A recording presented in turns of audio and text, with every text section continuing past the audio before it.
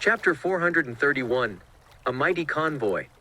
All right, I'm looking forward to it, Jin declared. Though her expression had stiffened, everyone was stupefied. The two major conglomerates were going head-to-head, and no one could predict the outcome of their battle. A procession of over 1,000 cars abruptly appeared along the freeway on the outskirts of Southlake City. A Lincoln limousine came to a stop, and Ace stepped out of it.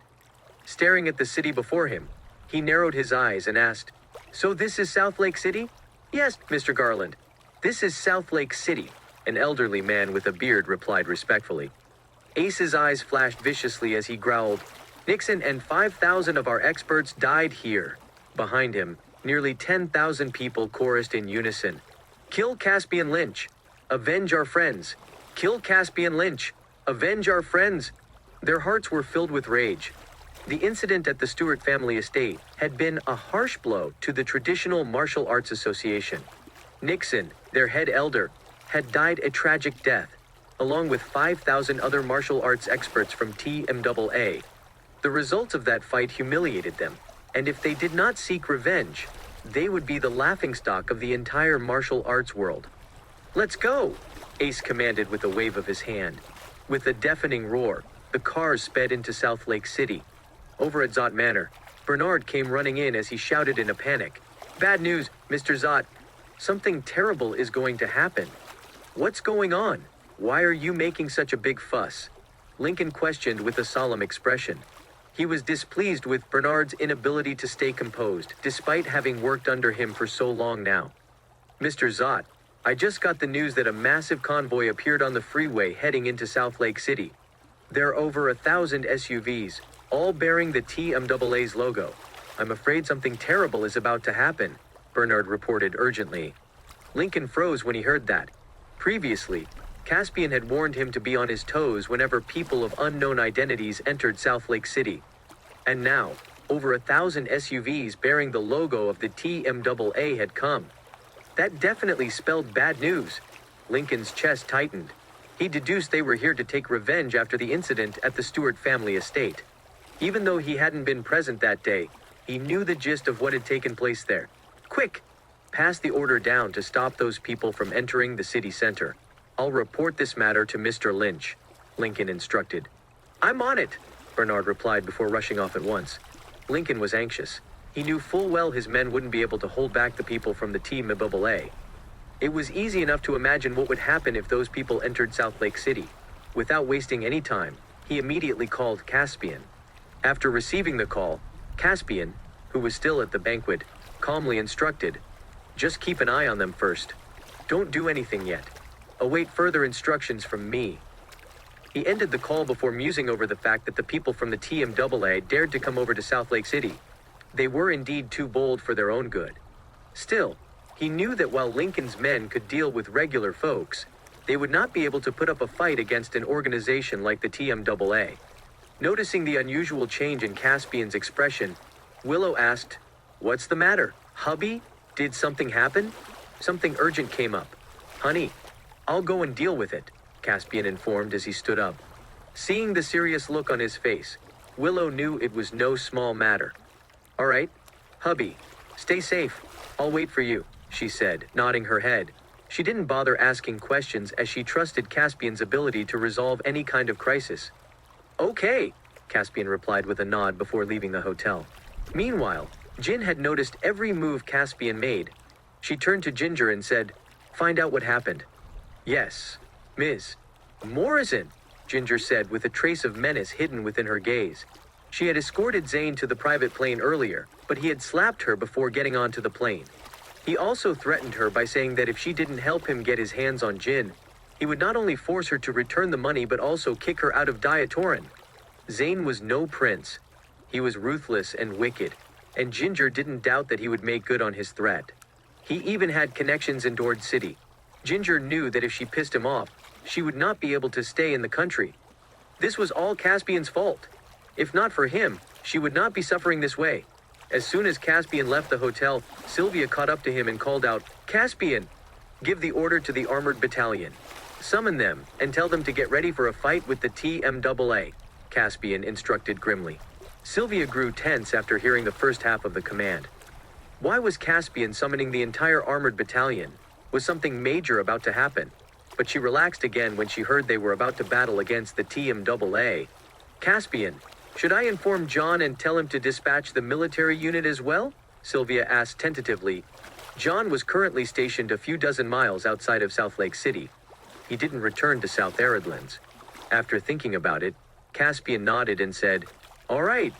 Tell John to gather 5,000 of his people. We must eradicate the TMAA. They're a motley group of fighters without any proper leader. If they remain grouped together, sooner or later, they'll be a source of trouble." Thanks to its name, the Traditional Martial Arts Association sounded like a respectable association. But in reality, it merely consisted of a bunch of ruffians who used that name to form cliques and expand their own influence and power. Their influence had extended into many regions of Diatoran. All along, the TMAA had been based in Dord City. However, the power dynamics in Dord City were complicated, and making a move there would definitely cause an upheaval. Instead, they chose to expand their influence into Southlake City, but their decision was irrefutably a risky one that would lead to their doom. Outside Southlake City, a fight broke out between the two sides. Armed with weapons, nearly 10,000 fighters from the TMAA were roaring for a fight. Their expressions were cold and ruthless. Meanwhile, Lincoln was leading a force of over 20,000 people from East Cove's underworld to stop them. Even though Caspian told him not to make a move, he could not sit still and do nothing, not during such a critical situation. Lincoln cared a lot about Southlake City. It was his home. He spent decades building up his life and empire here. He was not going to let anyone harm the city in any way. Although Lincoln had the advantage in numbers, the TMAA had sent all of its core members to Southlake City. Alas, the fight was one-sided from the get-go. As blades whizzed through the air, heads rolled one after the other. Anguished cries rang out in every direction. The fighters from Southlake City's underworld forces fought a bloody battle and sacrificed their lives to protect the city. Within moments, the battleground looked like hell on earth. "Kill them! Kill them all!" Bernard roared as he slashed at the enemy with his machete. He had lost all sense of reason. He raised his weapon again and again. His clothes were drenched with blood. Nevertheless, the experts from the TMAA were too powerful. Lincoln's people could not hold a candle to them. Chapter 432. Who can stand against the armored battalion? Although the members of Southlake City's underworld forces knew a bit of fighting, they couldn't be considered true martial arts experts. Naturally, they couldn't even put up a fight against the experts from the TMAA. Blood continued to splatter every single second, and Lincoln was heartbroken by the sight. These men were all his comrades and friends. Still, despite the catastrophic losses, Lincoln didn't intend to retreat. He was going to stay put with his men until Caspian arrived. He knew that the tides would turn the moment Caspian showed up. "Southlake City is weaker than I expected," Ace said with a derisive scoff as he watched the fight from a nearby cliff. These fighters from Southlake City couldn't even take a beating. Ace couldn't understand how Nixon, TMAA's head elder, could have died in this city, along with the other 5,000 men. Who on earth killed them? In fact, Ace was starting to think he had gone through all this trouble for nothing. He had gathered all the finest experts in the TMAA to take down Southlake City, avenge their fallen comrades, and seize the Eldorian scroll fragment. However, from the looks of it now, Southlake City was no threat to the TMAA at all. Southlake City is just a tiny city, Mr. Garland. It doesn't have a single powerful person. All of those rumors were lies. How dare Caspian openly stand against us? He's got a death wish, a bearded elderly man declared with a chuckle. He was Hector Klein, the second elder of the TMAA. Ever since Nixon's death, the position of head elder had been left empty. Hector figured he would become the head elder once they returned to Dord City. The thought of that ignited the fire in his eyes. The day he had been waiting for all this while was finally coming. "I'm curious to know what's so special about Caspian. Just how powerful is he?" Ace remarked as he stared into the distance. "That being said, since I've come to supervise the fight in person, I doubt he can do anything." Ace had faith in his abilities. So what if Caspian had killed Nixon? He was over 10 times more powerful than Nixon. Less than a handful of people in Diatoran could hold their own against him. Withdrawing his gaze, Ace looked at Hector and said, "Hector, You'll be the head elder once we take down Southlake City." "Thank you, Mr. Garland. I will do my best," Hector declared as he got on his knees. "You may rise," Ace said with a wave of his hand. He had no other choice anyway. Nixon was gone, and he could only rely on a few others. This trip to Southlake City was made to prove the might of the TMAA. Ace figured that having someone like Hector to lead the men in the fight would boost their morale. Covered in blood, Bernard approached Lincoln and howled, "Mr. Zott, we can't keep this up anymore. They're too strong. We can't beat them. If this continues, we're all going to die." Even Bernard couldn't take it any longer. In less than half an hour, they had lost a third of their people, nearly 10,000 of the fighters from the underground forces. Bodies were strewn all over.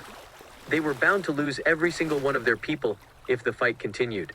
These fighters were once street thugs and hooligans, but even though they were vicious fighters, they couldn't stand their ground against the martial arts experts.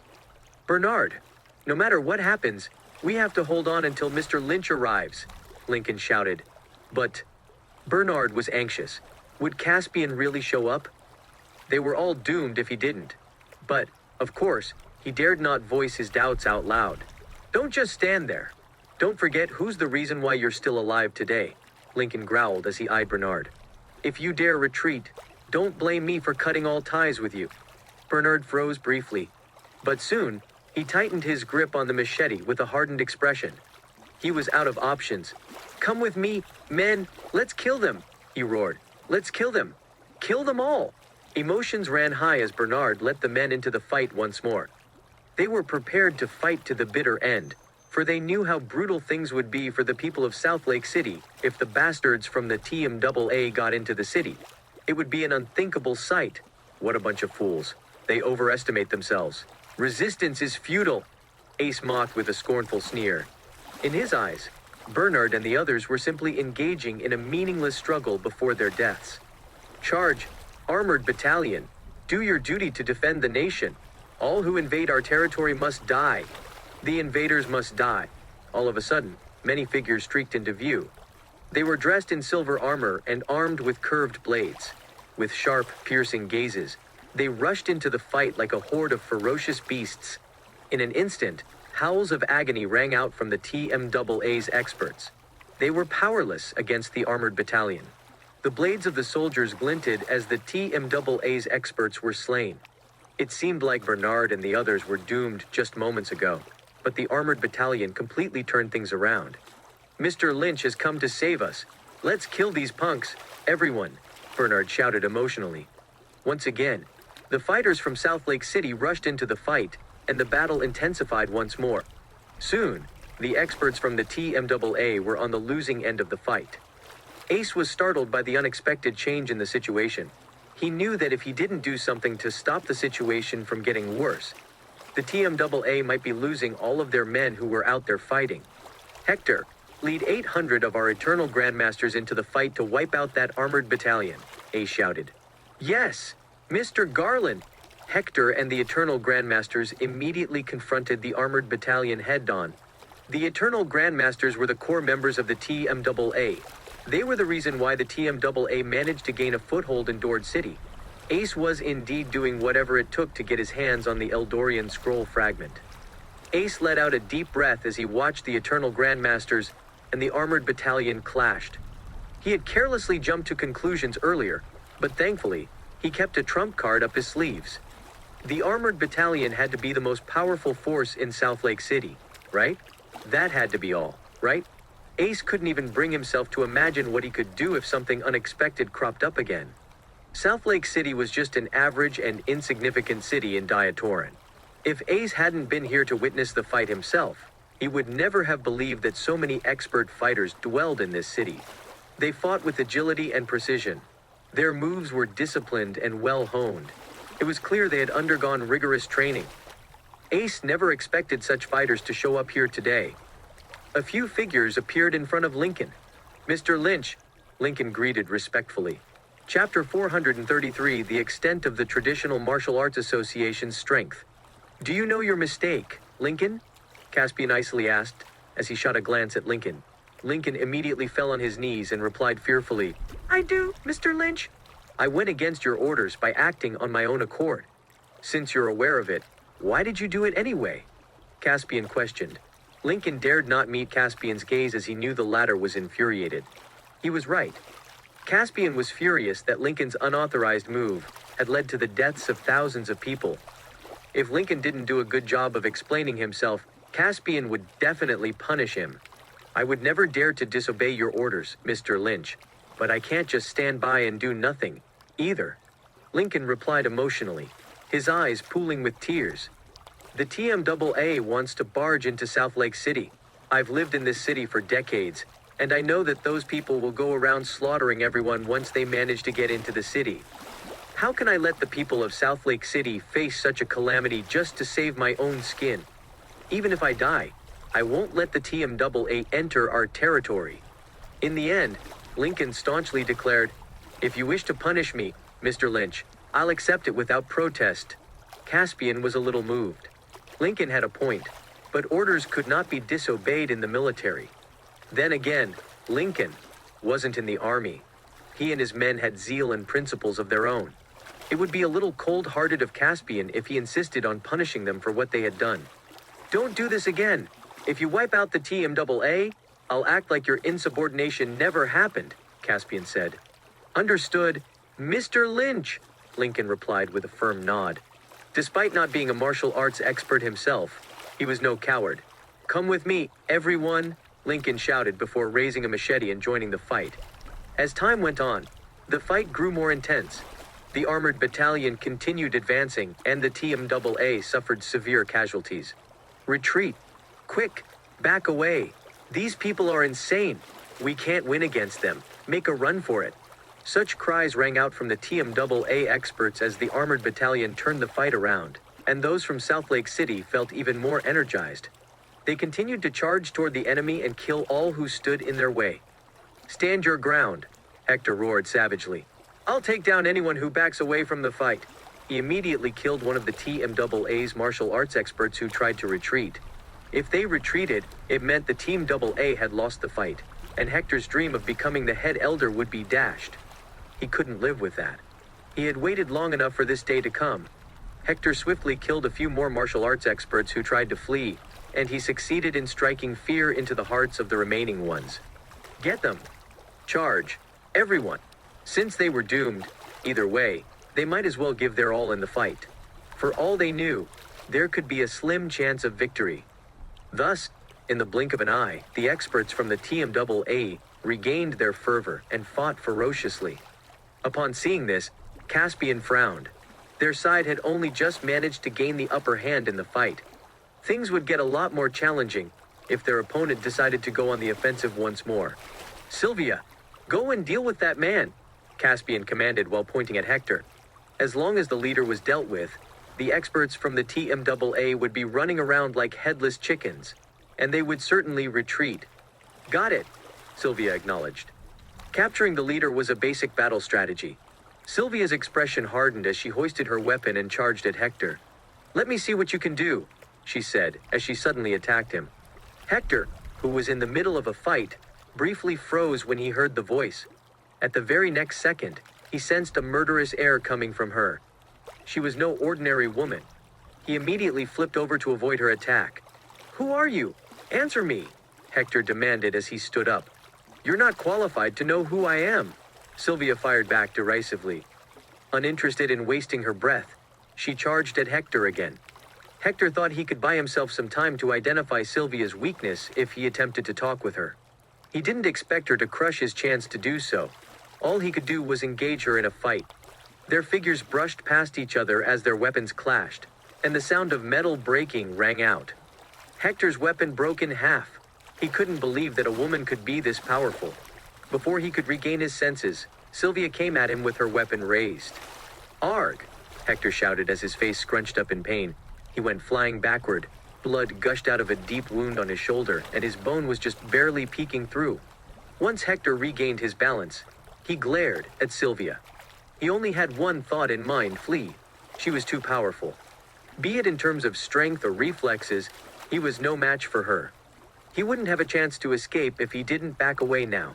Thus, he turned around and ran for his life. Look, I think Mr. Klein's running away. Mr. Klein got injured. Retreat! Let's all retreat! Hector's retreat sent the rest of the TMAA experts into a tizzy. They had already felt the urge to retreat earlier, and now that Hector was fleeing, none of them were interested in sticking around any longer. Therefore, they all began to flee. Bernard and the others from Southlake City ran after them. In the distance, Ace's expression darkened. He assumed they would emerge victorious, but the tides had changed abruptly. It was only natural that he was agitated. Just who were these people? Why did they seem like trained fighters? Mr. Garland, help! Mr. Garland, save me! Hector cried out in agony as blood trickled out the corner of his mouth. Sylvia was hunting him down, and he was injured. If Ace would not help him, he would not leave this fight alive. No one can save you, Sylvia growled as she aimed her weapon at Hector's neck and thrust it forward. Hector's expression froze. All the blood drained out of his face. Was he going to die just like that? Just then, a figure whizzed past Sylvia, and a muffled thump rang out. Sylvia felt a strange force that sent her flying backward. It was a strong force that belonged to someone more powerful than her. Mr. Garland, Hector exclaimed in joy. You're useless, Ace snarled as he glared at Hector. Hector quickly lowered his head and kept quiet. It was obvious that Ace was furious. Sylvia only managed to regain her balance after stumbling over 30 feet backward. She stared at Ace in shock. Who are you? Where's Caspian Lynch? Ace asked as he glowered at Sylvia. What gives you the right to speak his name? Sylvia shot back in displeasure. The audacity! Tell Caspian to get out here. I won't bother arguing with a woman, Ace growled with a frown. He could sense that Sylvia was no weakling. At the very least, she was an innate grandmaster at the peak of her strength. It was hard to believe that an innate grandmaster could be found in a tiny place like Southlake City. Furthermore, she seemed to be Caspian's subordinate. In that case, just how powerful was Caspian? He even had an innate grandmaster serving him. Ace was intrigued by Caspian. A nobody like you isn't qualified to meet Caspian, Sylvia retorted as she fearlessly charged at Ace. What a joke! All who have never spoken to me that way have died, Ace declared venomously. He drew a sharp, glistening sword from its sheath around his waist and charged at Sylvia. Chapter 434. Over a dozen fighter jets. Their figures collided briefly before Sylvia was thrown backward once more. Her brows furrowed as she coughed up a mouthful of blood. It had been a long time since she last fared this badly in a fight. Ace was even more powerful than the generals of the enemy forces she encountered in battle along Diatoran's borders. It would be hard for her to subdue him. Now she understood how he became the chairman of the TMAA. Hurry up and tell Caspian to show himself. I don't want to waste my time, Ace demanded with a scornful scoff. You! Sylvia was infuriated that someone was disregarding her, but before she could say anything else, a figure appeared before her. Caspian! I'll deal with him, Sylvia, Caspian said. Since Ace was the chairman of the TMAA, he certainly wasn't a mediocre martial arts expert. Ace Garland, right? They'll be memorializing your death on this day next year, Caspian declared with a smile. Ace guffawed. This was his first time being threatened after becoming the chairman, but soon, his laughter faltered, and his expression hardened as he asked, You're Caspian Lynch? Caspian had seized the Eldorian scroll fragment and killed Nixon, so there was no way he was just an ordinary person. Who are you? Ace questioned as he eyed Caspian. You're not good enough to know who I am, Caspian responded with a faint chuckle. Though he had spoken lightly, his words were a slap to Ace's face. Nixon and 5,000 of my people died at your hands. That's reason enough for me to kill you. However, I'm a generous man, so I'll give you a chance now. Hand over the Eldorian scroll fragment, and I'll let bygones be bygones, Ace offered with an insincere smile. He knew that Caspian was a rare talent. If he could somehow get Caspian to join the TMAA, he could expand his power and influence even further. Ha! Are you dreaming? Would you dare to take it even if I offered it to you? Caspian retorted with a contemptuous sneer. He couldn't believe someone would act this arrogantly in front of him. Who did Ace think he was? You've got quite a lot of guts, but since you're not wise enough to know what's good for you, don't blame me for not going easy on you. The Eldorian scroll fragment will be mine once I kill you, and I'll raze Southlake City to the ground. Anyone who dares to offend the TMAA will pay with their life, Ace announced with a maniacal laugh. Caspian's expression grew icy as a gust of powerful energy exploded out from him. Let's see if you're capable of doing that, then, Caspian growled as he pulled out his diatanium dagger. At the same time, a deafening sound rang out. Ace's expression hardened. The gust of energy alone proved that Caspian was not to be underestimated.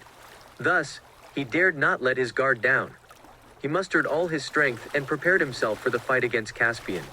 Sparks flew as their blades clashed. Due to the wind stirred up by their fight, small craters began to appear on the ground. The fight between Ace and Caspian only intensified, and after dozens of exchanged blows, one of them was knocked backward. The figure crashed onto the ground, looking pathetic and stirring up a cloud of dust. It was Ace, the chairman of the TMAA, who had been knocked away. Meanwhile, Caspian remained standing with one arm behind his back, looking like the undisputed winner. How could this be? Even Mr. Garland can't defeat him, Hector exclaimed. He was thunderstruck. If he had not witnessed the fight, he would never have believed that this was the outcome. Mr. Garland, Hector shouted as he rushed over to Ace. The others from the TMAA also crowded in to check on Ace's injuries. Ace was lying in a crater on the ground, his body littered with wounds. His blood had soaked through his clothes. He couldn't contain his emotions. How could he have lost the fight, and in such devastating fashion? He was a supreme grandmaster. He could even hold his own if he had to face off against over 100 innate grandmasters alone. Yet, he suffered such a crushing defeat at Caspian's hands. Was Caspian even more powerful than a supreme grandmaster? Was he an ultimate supreme grandmaster? Ace quickly shot down that possibility. Caspian only looked to be in his 20s, so how could he possess such terrifying strength? Immediately, Ace thought of retreating. Noticing the sour look on Ace's face, Hector asked softly, "Are you all right, Mr. Garland?" The other experts from the TMAA looked down as well. Ace was their role model, yet someone as mighty as him had just fought a losing fight in a tiny place like Southlake City. Alas, Ace was not the only one who couldn't accept this outcome. The others from the TMAA couldn't believe this was possible either, but there was no denying that they had lost. The TMAA had suffered a tragic loss. "Help me up," Ace quickly instructed. Hector hastily helped Ace back onto his feet. "Retreat! Hurry up and retreat!" Ace shouted. "What?" Hector was dumbfounded. He couldn't believe that Ace was telling them to retreat. The TMAA came over in full force to take the Eldorian scroll fragment. Were they going to leave with their tails between their legs now without the fragment, and after losing so many of their comrades? Ace scowled at Hector, who was standing frozen. "Why aren't you moving? Retreat at once! If we waste any more time, none of us will get to leave," Ace commanded, flustered. An overwhelming sense of fear washed over Hector. He had never seen Ace this panicked before. Just who was Caspian? What about him made Ace so terrified of him? "Retreat!" Hector commanded. Despite his reluctance, that was the only thing they could do now. Ace and the rest of the TMAA quickly fled. There had been almost 10,000 of them at the start, but now, only a third of them were still alive. The TMAA had suffered a crushing loss in this fight. They wouldn't be able to build themselves back up anytime soon. When Lincoln noticed that the people from TMAA were about to flee, he wanted to hunt them down. However, Caspian called out and said, "Hold it, don't go after them. Now's a great chance for us to wipe them out completely, Mr. Lynch. You can't let them escape," Lincoln urged anxiously. Though the TMAA had just suffered a catastrophic defeat, given enough time, they could still rebuild their numbers and rise up again. This was the perfect chance for them to kill Ace. "I didn't say I was letting them escape. I want to get rid of them in the way that makes them feel the most despair," Caspian said with a faint chuckle. "What do you mean, Mr. Lynch?" Lincoln asked in confusion. He didn't understand what Caspian just said. Just then, there was a loud commotion as over a dozen fighter jets appeared in the sky. At the same time, several tanks were also advancing in full force, with thousands of soldiers charging along beside them. All of their weapons were aimed at the fleeing members of the TMAA. What's going on? Why would the army show up here now? The experts from the TMAA were stupefied. As for Ace, he had descended into despair. Why would the army appear at a time like this? Despite his reckless arrogance, Ace dared not go up against Diatoran's army. Chapter 435, Surviving Only in Name. It's too late. It's all over, Ace lamented after seeing the fighter jets. He was dumbstruck. Even though they were too weak to defeat Caspian, they were still strong enough to escape. However, the sudden arrival of the army had cut off their retreat. John was the first to hop off one of the tanks. He rushed over as soon as he received the order from Caspian. "How dare you lay your hand on Lord Caspian? You've all got a death wish," John snarled at Ace and the experts from the TMAA. "Kill them all," he instructed with a wave of his hand, and the tanks behind him continued pressing forward. At the same time, the thousands of soldiers fired their guns, and the bullets pierced through the crowd of Ace and all of his men. They scrambled for cover.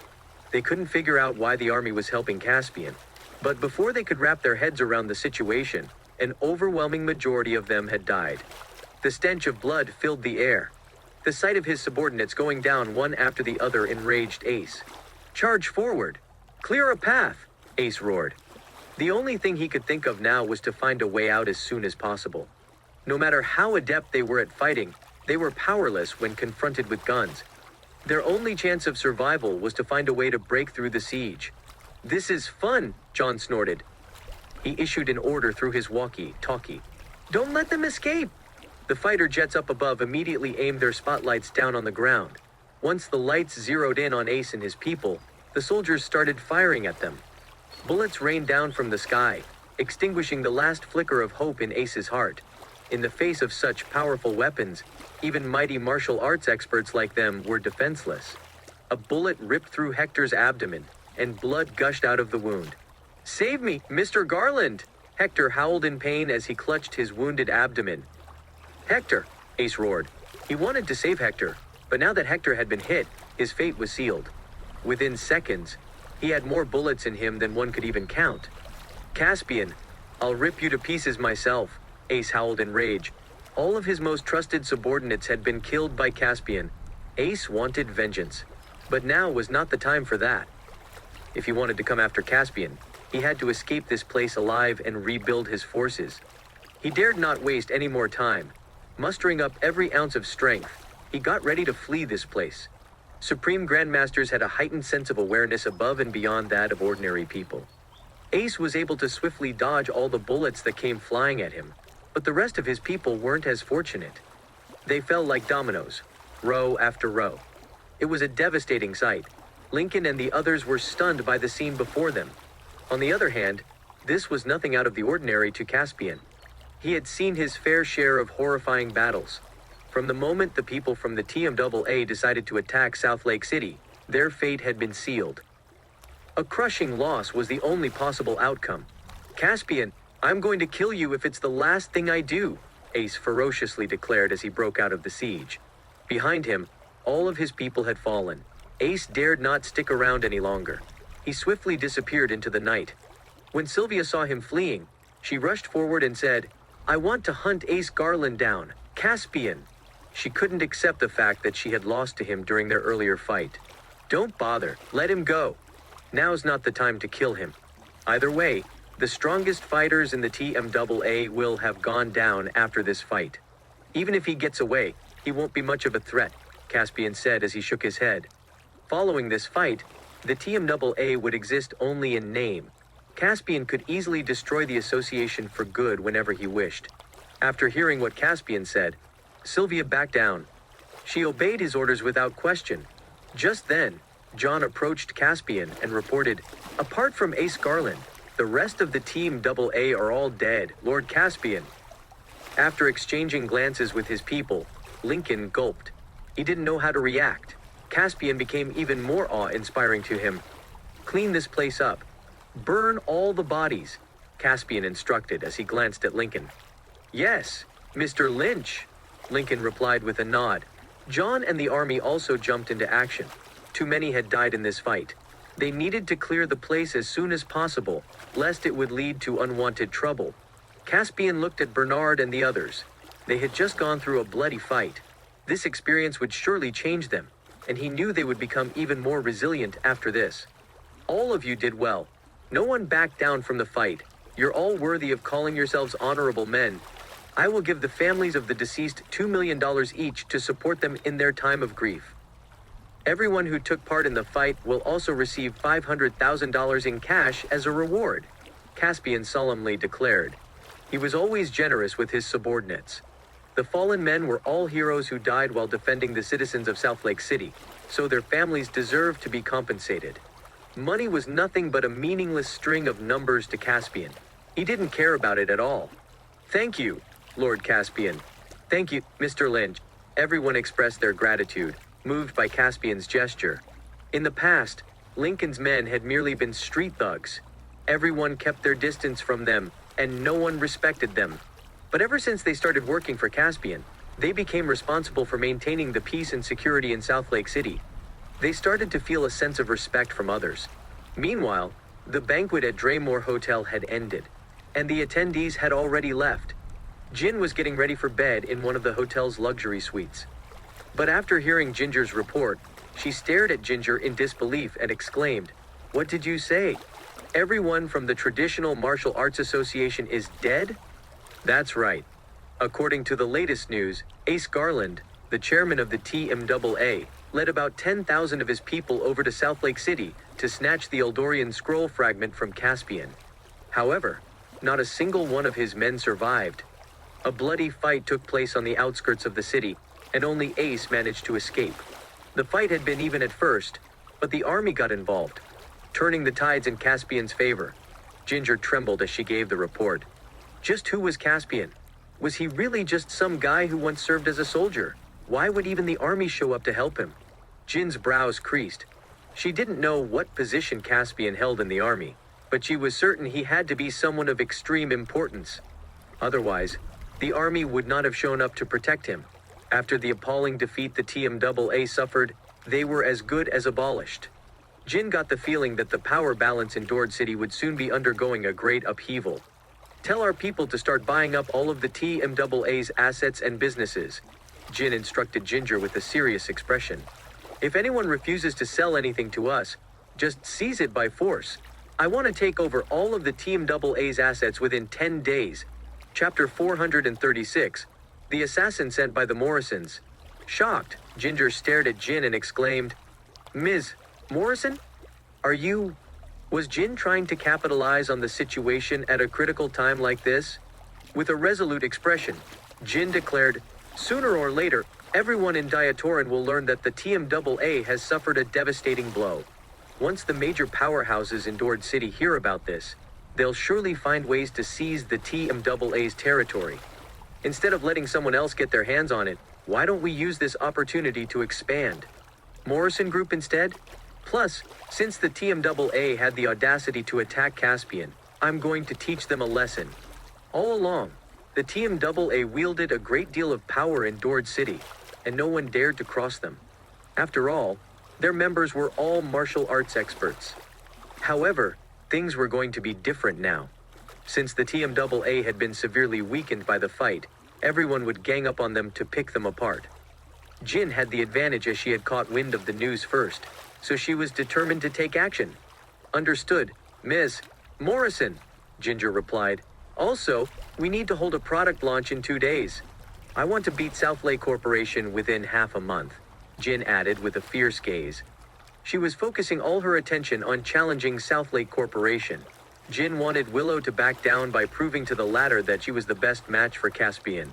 After dealing with the mess, Caspian headed back to Riverside Villa. The car pulled up at the entrance, and Caspian got out. All of a sudden, he frowned and growled. "Who goes there? Why are you sneaking around?" He had sensed a formidable presence lunging at him, and his expression hardened.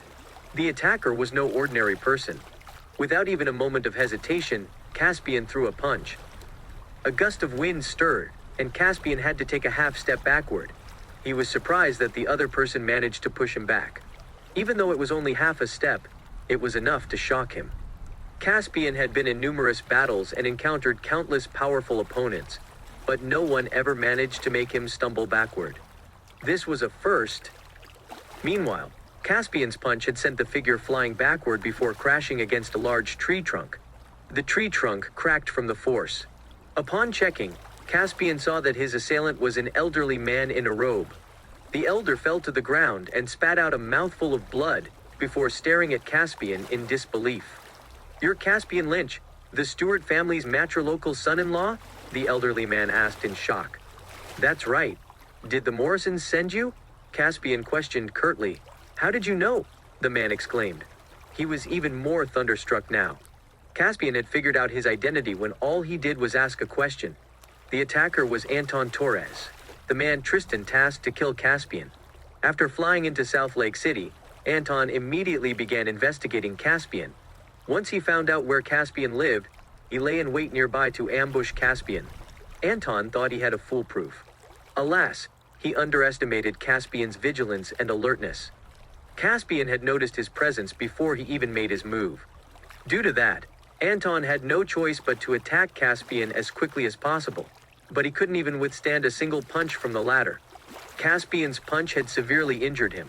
Wasn't Caspian supposed to be nothing more than the Stewart family's matrilocal son-in-law? While he had served as a soldier for a few years, he now wasted his days away doing nothing worthy of mention. In Anton's eyes, Caspian had to be a useless piece of trash. Why else would anyone willingly become a matrilocal son-in-law? However, Anton now realized just how wrong he was. Although Caspian was a matrilocal son-in-law, he was no slouch when it came to martial arts. Few in Dord City could have survived his punch unscathed, let alone Southlake City. Anton wondered who Caspian truly was. Why was he willing to be the Stewart family's matrilocal son-in-law? What was he after? All manner of questions surfaced in his mind. Though he had no answers to them, he knew that Caspian's identity was not as simple as he had thought. "You don't need to know how I figured out who you are. Who sent you to kill me?" Caspian asked coolly. Startled, Anton stammered, "That's..." Caspian cut him off and remarked with a chuckle, "Even if you don't tell me, I know who it is. It must have been Tristan Morrison, the head of the Morrison family, right?" Anton froze when he heard that. He didn't know how to respond to Caspian. Caspian was not only a powerful fighter but a sharp and insightful man to boot. Anton hadn't said much the whole time, but Caspian seemed to have known what was going on all along. How could someone like him be an ordinary matrilocal son-in-law? Meanwhile, Anton's reaction confirmed Caspian's deduction. Jin had gone over to the Stewart family estate to seize the Eldorian scroll fragment, but she left empty-handed. Naturally, that wouldn't remain a secret. The Morrisons would undoubtedly fill Tristan in on what had happened that day at the Stewart family estate. Jin was the most talented businesswoman in the family, but she was infatuated with Caspian. As the head of the Morrison family, Tristan certainly wouldn't tolerate such a situation. Based on Caspian's understanding of Jin, he knew she wouldn't be giving up so easily. He also knew that Tristan would definitely find a way to get rid of him for Jin's sake. In the eyes of others, Caspian was just a nobody, nothing more than a matrilocal son-in-law. Naturally, he was far too lowly to be a good match for Jin. With a sigh, Anton said, "You're no ordinary person." "Are you? Just who are you? Why are you willing to stick around a place like Southlake City? Considering your power, it would be easy enough for you to make something of yourself. I can't defeat you. Feel free to do whatever you want to me."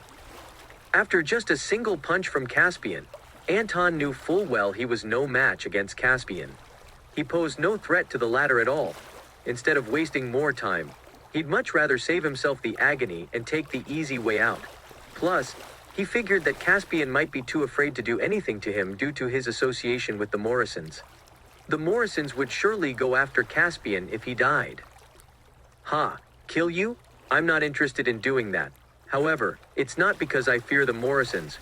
I'm merely sparing your life on Jin's account. Off you go now.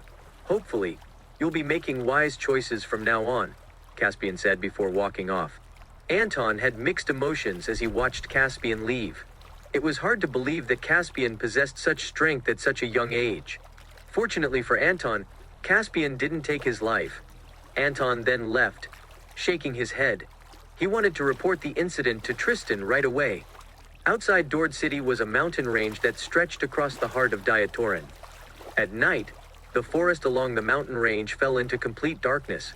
If one stumbled into the forest by accident, one would be stuck there for good with no chance of getting out. It was rumored that numerous strange things had happened along the mountain range. Ordinary people dared not venture into this area. But at the moment, a figure was rushing through the forest. It was Gilbert, and he was exhausted both physically and mentally. He had finally returned after fleeing from Southlake City. He exhaled in relief, but soon, his brows knitted. Chapter 437, The Mysterious Shadowgate. Not only did Gilbert have nothing to brag about his trip to Southlake City, but it even resulted in a severe loss. Everyone in Shadowgate had to abide by strict rules. Even though Gilbert was an elder, he would still be punished for failing in his mission. Thinking about Shadowgate's chilling punishment methods made Gilbert shudder. Of course, he dared not defect either. Shadowgate killed all of its defectors without exception. It wouldn't be a quick death either. The defector would be tormented to no end first. Instead of fleeing in fear, it was better for Gilbert to face reality. After glancing at the buildings just up ahead, he shook his head and approached them. The buildings were so well concealed among the mountain terrain that it would be hard for ordinary people to locate them. Gilbert made his way through the bushes that were nearly 6 feet tall before arriving in front of a stone entrance. He placed a round pendant into a dip in the stone entrance, and it slowly opened with a rumble. 2 figures abruptly shot out. "Who are you? Identify yourself," the men in masks demanded. They were the guards stationed at the entrance. But despite merely being guards, they were both eternal grandmasters. One could imagine just how powerful Shadowgate was when even their guards were eternal grandmasters. No one would have expected them to be hidden deep in the forest. As it was, ordinary people would never be able to find them. Many forces in the martial arts world wanted to take down Shadowgate, but no one knew the location of its base. Over time, they grew wary of Shadowgate. "You bastard! Don't you recognize me?" Gilbert fumed. He was already in a foul mood, and these 2 guards aggravated him further by standing in his way. "Oh, it's you, Mr. Shane. Greetings, Mr. Shane." After recognizing Gilbert, the guards immediately stepped aside. They dared not offend him as they were mere ants to him, and he could easily kill them. Gilbert snorted before stepping through the stone entrance. Once he left, the 2 guards exhaled in relief. The back of their heads were drenched in sweat. Didn't Mr. Shane head to Southlake City with a group of people to seize the Eldorian scroll fragment? Why did he come back alone? Where are the others? One of the guards asked puzzledly. "Quit yapping. That's not something we should concern ourselves with," the other shot back. After passing through the stone entrance, Gilbert entered a brightly lit area. It was an expansive, naturally formed valley with numerous buildings featuring historical architecture. The place gave off an air of elegance. The valley was also filled with the liveliness of nature. However, Gilbert was in no mood to pay any attention to anything else. With a grim expression, he headed to the palace situated in the center of the valley. Many members of Shadowgate patrolled the path he walked on, but no one stopped him. Soon, he arrived outside the palace. It was an extraordinary one built out of special rocks similar to obsidian, making the structure even more durable.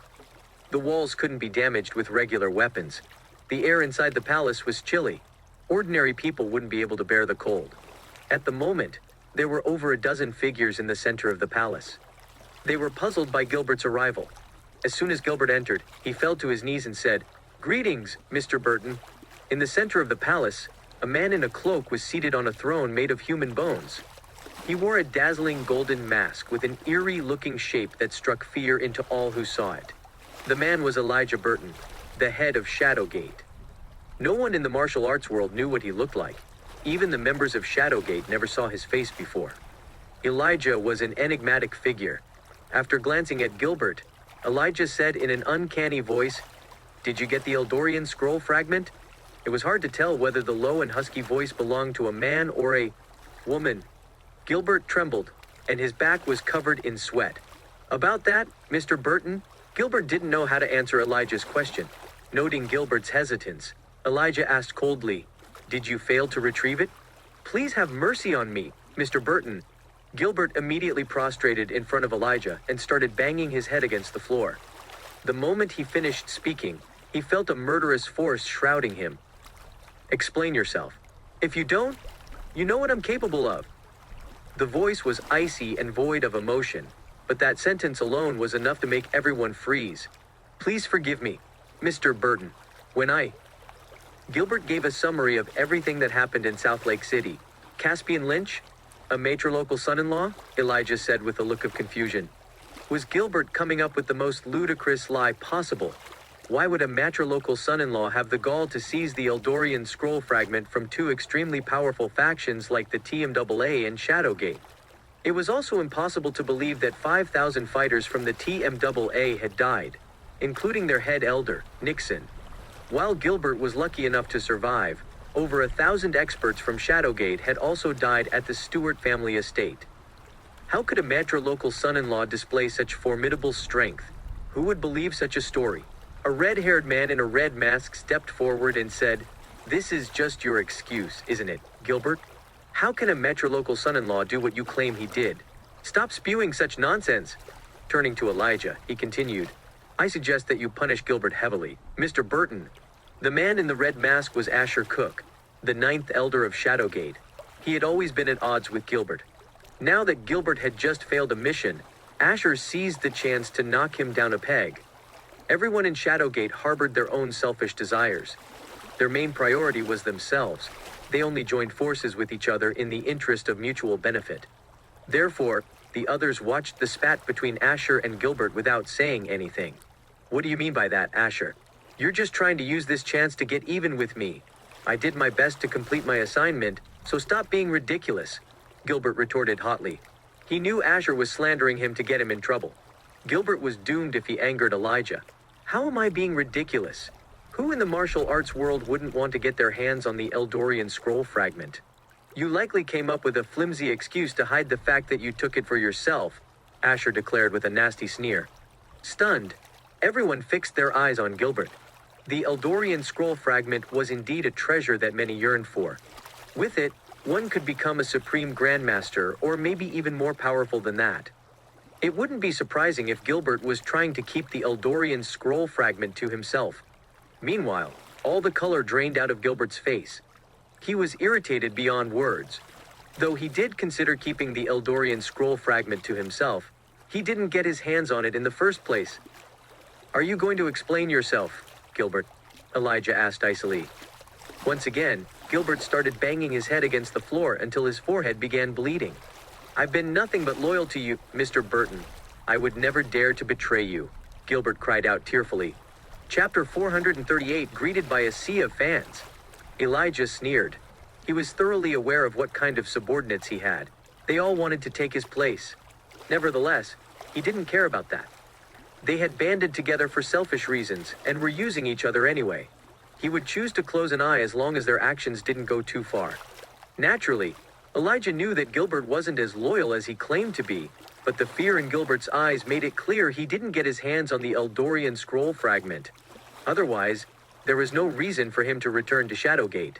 "Surely you don't believe him, Mr. Burton. We only have his word as proof," Asher piped up, stoking the flames once more. He wasn't going to rest until he had Gilbert executed. Gilbert scowled at Asher, who was blatantly trying to get him in trouble, but he couldn't do anything. Elijah could dictate his fate with just a single word. "Seamus, what information do you have on Caspian Lynch?" Elijah asked, as he looked at a bearded old man beside him. Seamus Goat, the bearded old man, stood up and said, "Caspian Lynch previously served in the army for a few years. He's now the Stewart family's matrilocal son-in-law. His wedding had been an extravagant affair. Southlake City is filled with many rumors about him. It's said that he has connections with John Anderson, the high-ranking general from South Eredlands. He doesn't seem ordinary, and some say he possesses an extraordinary identity." "Oh? Is that so?" Elijah remarked in surprise. The identity of Caspian, the so-called matrilocal son-in-law, wasn't as simple as everyone else thought. Moreover, he now had the Eldorian scroll fragment, which meant he must have grown even more powerful. Elijah wouldn't be able to rest easy until Caspian was eliminated. He glanced at Gilbert, and that act alone was enough to make the latter tremble. Gilbert didn't know what was going to become of him. "Gilbert, you failed in your mission, and it led to a serious loss for us. Hence, you should be punished heavily for that. But since you've done your best, a simple punishment will suffice. You will receive 100 lashings, after which you'll be confined to your quarters for 5 days, Elijah said. Gilbert was relieved. He had expected to die for his failure. This outcome was indeed far more acceptable to him. "Thank you, Mr. Burton," Gilbert said as he nodded once more. Then, he was led away. Soon, His anguished howls echoed in the palace. Elijah's expression remained unruffled. He had his reasons for not killing Gilbert. Asher. Heart missing a beat, Asher quickly replied, "Yes, Mr. Burton. I'm commanding you to lead a team of 500 Eternal Grandmasters to Southlake City and seize the Eldorian scroll fragment. Caspian Lynch is not to be underestimated. You'll need to rely on your wits to complete this mission. Make sure you bring the Eldorian scroll fragment back at all costs," Elijah said. Asher smirked. This was the perfect chance for him to make a name for himself. If he managed to get the Eldorian scroll fragment, he would get a wider variety of options. "Understood, Mr. Burton. I will certainly succeed," Asher declared with a nod. He had always been a ruthless man, after all. Over at Southlake City Airport, a luxury airliner just landed. "Mia. I love you, Mia. Mia, you're my one and only." Nearly 10,000 fans had crowded into the airport. Mia Patel was an international superstar with tens of millions of fans in Diatoran. When her fans found out she was coming over to East Cove, they scrambled to greet her at the airport. Crowds would always gather wherever she went. Mia's path to fame had been smooth sailing, and people loved to discuss that. She shot to fame and became an international superstar in just 2 short years. Few could emulate such success. Many speculated that Mia had hooked up with someone influential. After all, such relationships were a common thing in the entertainment industry. Only Mia knew that her success was credited to one person. Mia got off the plane dressed in a mini dress. She also had a cap and a pair of sunglasses on. She stepped into the airport with dozens of bodyguards around her. Her long legs and voluptuous figure fueled the desires of many. Her fans were still shrilly chanting her name as if they were in a trance. Mia, Mia, Mia. They all wanted to get as close to their favorite celebrity as possible. However, Mia didn't react at all. This was a common occurrence for her. Her bodyguards escorted her out of the airport. As soon as she stepped out, she saw a pink Maserati parked on the side of the road. When Mia saw Jin standing next to the Maserati, she squealed, "Jin, I missed you so much!" She quickly rushed up to Jin and hugged her. "Let's go," Jin said with a smile. Once they got inside the car, they drove off with over a dozen luxury cars clearing the path before them. "Jin, thanks for making me the brand ambassador for your new company's latest product," Mia said. "You're being too polite with me. Mia, we're good friends, aren't we?" Jin and Mia started chatting. They were both beautiful young women of similar age. They became fast friends after meeting each other by coincidence at an event. Out of the blue, Mia solemnly declared, "To tell you the truth, Jin, there's another reason why I came to Southlake City. I'm looking for a man." "What? You're looking for a man?" Jin repeated. She was curious to know what kind of man received such attention from Mia. All kinds of rumors regarding Mia abounded. Everyone claimed she got involved with directors for the sake of getting famous.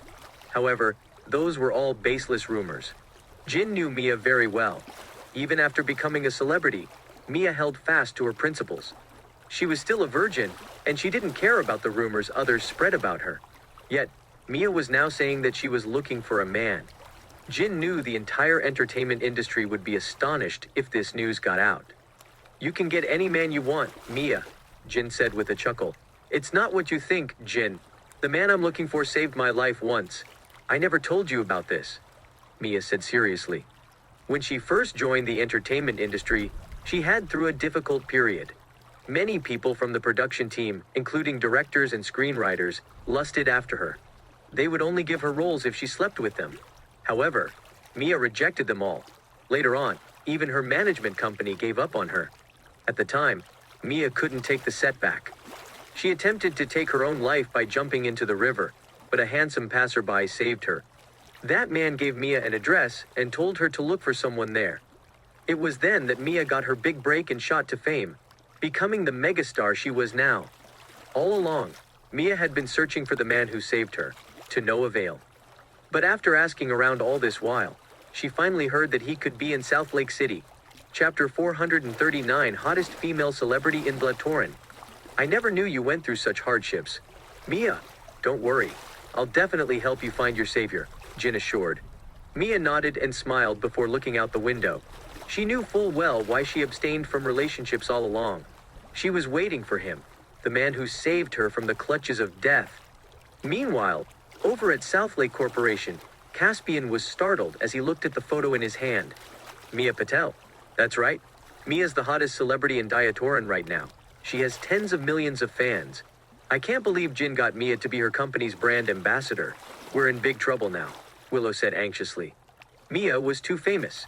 According to the latest news, over 50,000 people went to Southlake City Airport to welcome Mia. No other celebrity had accomplished such a feat. If Mia became the brand ambassador for Morrison Group, the company's latest product would fly off the shelves. That was bad news for Southlake Corporation. Southlake Corporation had to prepare itself for a brutal fight, one with no room for retreat. However, Willow didn't notice that Caspian was staring somewhat dazedly at Mia's photo. A memory flitted back into his mind. It was about an incident that took place 3 years ago. At the time, he was already Lord Caspian, the Diatoranian god of war. He was heading to the border to supervise a military campaign when he saw a young woman attempting to take her life by jumping into the river, so he rescued her. Then, he found out she was a lesser-known female celebrity. Caspian had been in a rush to leave, but as he pitied her, he gave her an address and a contact number that belonged to a director before leaving. He never asked for her name, and she didn't know who he was either. All they had between them was that brief encounter. Several years had passed since then, and Caspian realized her name was Mia. She was now an international superstar. In the photo, Mia looked even more beautiful now. Hubby? What's on your mind? Why aren't you answering me? Willow asked. Huh?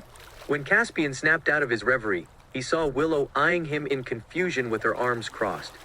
What's going on with you? Hubby, why were you ignoring me? What were you thinking about? Oh, it's nothing. What did you say? Caspian said with a sheepish chuckle. Rolling her eyes, Willow asked irritatedly, What should we do now? We'll hire a celebrity too. It's not like we can't challenge them with a brand ambassador of our own. Caspian declared with a smile. It was a straightforward matter. That's easy for you to say. How are we going to find someone as famous as Mia? Willow reported with a pout. Her worry was etched on her face. Southlake Corporation was in a crisis. If the company failed to find a suitable ambassador, its sales numbers would pale in comparison to Morrison Group's. But how could they find another celebrity as famous and influential as Mia? There was no point in hiring a lesser-known celebrity. Willow was at a loss. Don't be silly. Have you forgotten about the famous celebrity we know? Caspian teased as he nudged Willow's face. Willow's eyes brightened at once. Rebecca! Why did I forget about her? Willow exclaimed in excitement. Even though Rebecca wasn't as well known as Mia, she was also a top star. Her latest movie brought in billions of dollars at the box office, and her posters were still plastered everywhere. It would be best to get her to be the brand ambassador for Southlake Corporation. Even though she had been in some promotional material for Southlake Corporation in the past, that was such a long time ago. Plus, Rebecca was their friend. If Caspian said the word, she would definitely lend them a hand. How stupid of me. Hubby. I wouldn't have remembered that if you hadn't reminded me, Willow sweetly said as she hugged Caspian. Caspian pecked her on the cheek, and she immediately blushed. My wife isn't stupid at all, Caspian declared affectionately. You're just a smooth talker, Willow retorted with a huff, though she was secretly pleased to hear that from him. She still felt like she and Caspian were in the honeymoon phase. But still, what are we going to do about the issue with our product? Willow asked worriedly. What issue? Caspian queried in confusion. Although we do have a new product range entering the market, we don't have enough supporting data. We don't know how the consumers feel about our latest product, Willow explained with a sigh. Easton Research Center has all the data, and technically speaking, we're all supposed to have access to it. But when our company asked the Research Center for the data, they told us it was classified information. The consumer data on the luxury goods market was supposed to be public information that all businesses could request to have. Southlake Corporation had previously managed to get the data, but this time, the Research Center refused their request. In reality, Willow knew it had to be because of Morrison Group.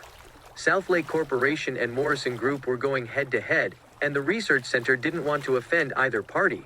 Without the supporting consumer data, their team couldn't create the optimum marketing plan or make adjustments to their product, making it harder for them to compete against Morrison Group.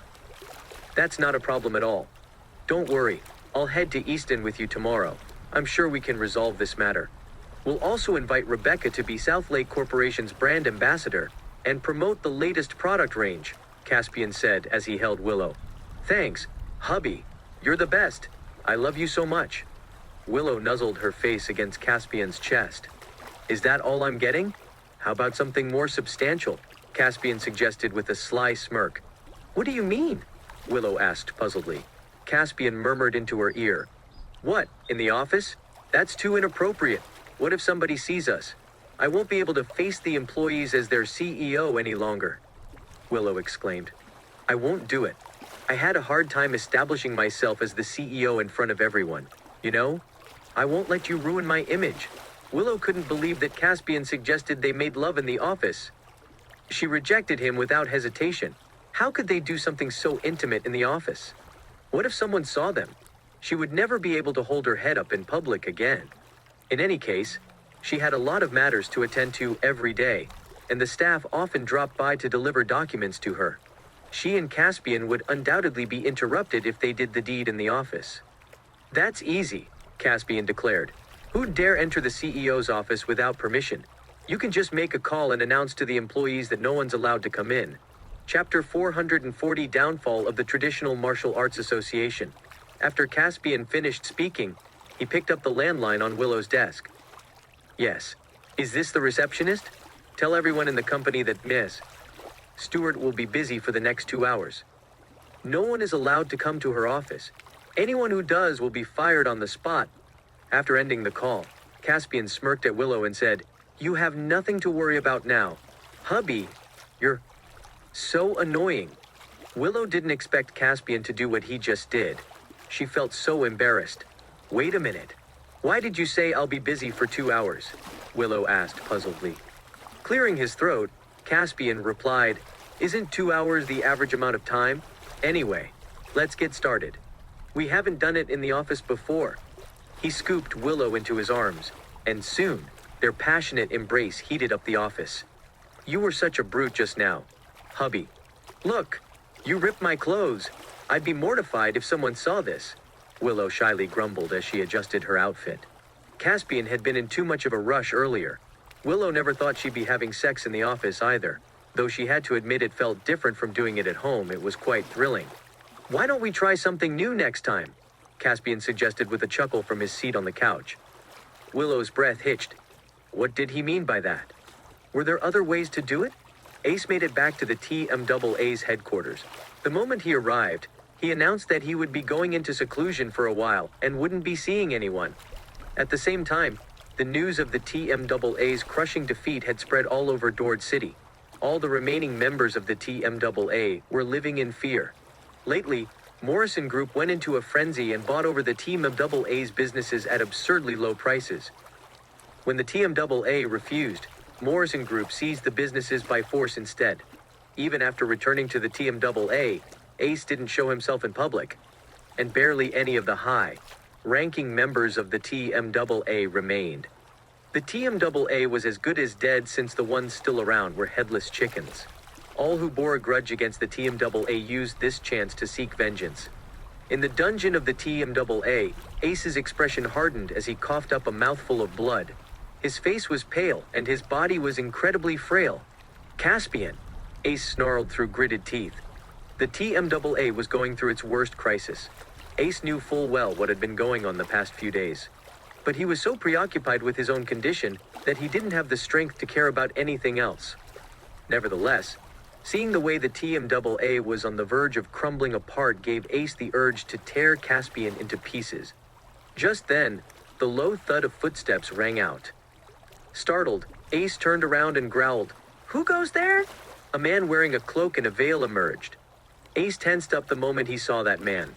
Despite being a Supreme Grandmaster and the chairman of the TMAA, Ace was just a pawn. All along, he had been working for a mysterious person with the last name Lange. He didn't even know the person's full name and merely addressed him as Mr. Lange. It was this enigmatic Mr. Lange who helped Ace establish the TMAA. He wanted Ace to expand the TMAA's influence to gain full control over Diatoran's martial arts world. But Ace failed to accomplish that, and now, the TMAA was at risk of being eliminated for good. "Did Mr. Lang send you here to kill me?" Ace asked through gritted teeth. He knew what kind of man Mr. Lang was. Besides, he was no longer of any use to the latter. Thus, there was no reason to keep him around. I'm sure you understand what Mr. Lang is like. The veiled man was halfway through his sentence when Ace got on his feet and roared. Well, get on with it. But I won't be giving in without a fight. His reaction made the veiled man chuckle in a way that sent chills down a person's spine. Don't worry. Mr. Lang did consider killing you, but since you've tried your best, he's willing to give you a chance to make up for your failures. Oh? Is that so? Ace said doubtfully. He didn't believe Mr. Lang would be so benevolent. There's nothing I can tell you. You'll need to return with me. What? Where am I going with you? Do you want me to abandon the TMAA? Ace exclaimed in shock. And why not? Do you think there's any reason for the chairman of the TMAA to stick around any longer? The veiled man asked as he eyed Ace. Ace kept quiet. The veiled man was right. The TMAA was nothing but an empty shell now. They were no longer the mighty force they were before. Nevertheless, Ace had a hard time giving up just like that.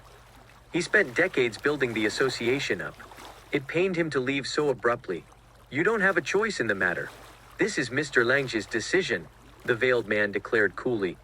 Ace hesitated, but in the end, he clenched his jaw and said, All right, I'll leave with you. He was out of options. He was doomed if he stuck around here. Guess you're not a complete fool, the veiled man remarked with a cackle. The two men left the dungeon, and moments later, a fire started.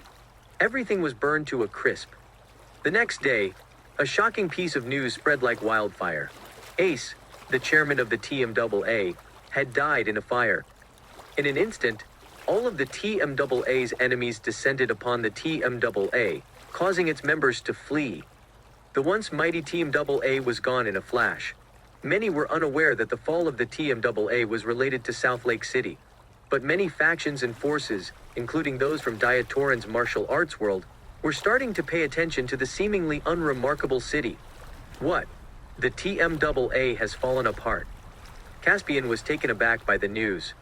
Though the TMAA was indeed caught in a fairly dire situation, it shouldn't have crumbled apart so quickly. Is this information accurate? Caspian asked with a frown. Definitely, Caspian. The TMAA has indeed been overthrown. According to the news, Ace locked himself up in the dungeon upon his return, and he died in a fire there, Sylvia reported. Oh? Is that so? Caspian remarked as he rubbed his chin thoughtfully. Ace's death was just a rumor. Though everyone said he had died in a fire, no one saw his body. However, it was indeed a fact that the TMAA was no longer in existence. Sylvia asked quietly, Caspian, should I get someone to investigate? No need. It doesn't matter whether Ace is dead or alive, Caspian said. Ace was insignificant to him. It was only a shame that someone else must have gotten their hands on the TMAA's sizable holdings and assets. Hubby, it's time for us to head off, Willow called out once she appeared. I'm coming, Caspian replied. Caspia and Willow were heading to Easton. They wanted to invite Rebecca to become their brand ambassador as well as get the consumer data they needed from Easton Research Center. In order to face off against the aggressive Morrison group, they needed to be fully prepared. What? Caspian and Willow have gone to Easton together? The moment Jin heard the news, she got an unsettling feeling.